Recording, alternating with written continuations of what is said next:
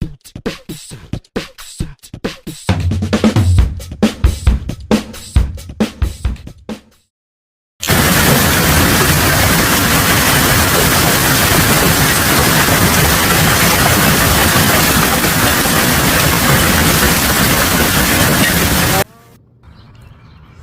everyone, here's a little update a couple of days later about the hail damages that I had.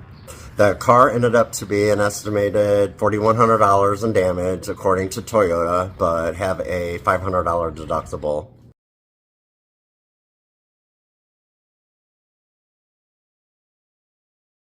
A lot of the tulip and daffodils broke off, but what I really think that saved them from the sticks and the hail was the house, because the storms come from the back right. Plus they kind of sit at the edge of the bushes, I'm guessing. A few smashed tulip leaves, but most of the leaves are all okay, so that's all they need for next year's blooms. A lot of sticks too.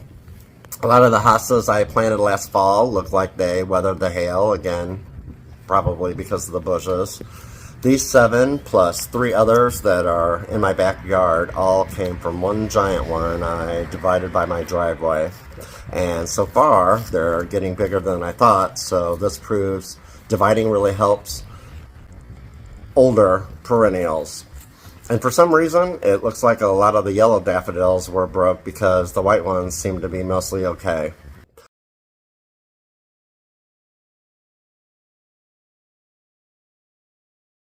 The backyard tulips weathered okay, just on one side. One side of the tree. These pastel series go from a light peach color to apricot to a burgundy red and a purplish color.